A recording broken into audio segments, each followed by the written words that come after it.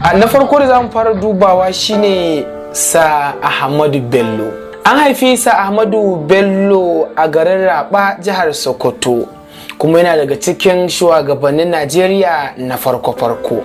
Sa Ahmadu Bello ya kasance daga cikin waɗanda suka yaƙi har aka sama wa Najeriya 'yanci, kuma a hanyar sama ce ta dawowa daga Britain har aka bashi wakilin Sokoto a majalisar tarayya. Kuma fuskarsa ce muke gani a jikin naira 20. Haka zalika jami'ar nan ta Ahmadu Bello da ke Zaria ta ci sunan Sardaunan Sokoto ne. Uwa uba, Sa Ahmadu Bello ya yi yaƙi ainun na ganin cewa arewa ta tsaya da kafafunta, kuma al'ummar arewa sun kasance masu daraja da kima a idon Najeriya da ma ƙasashen ƙetare.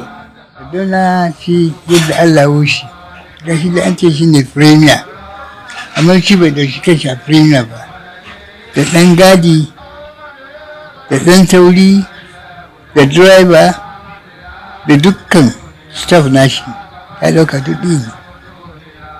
Ko abinci za a ci ba ware a ce wannan nashi ne wannan, haka za a haɗu ana kokowa ana cin abinci. Kuma Sardauna ba kyaman mutane.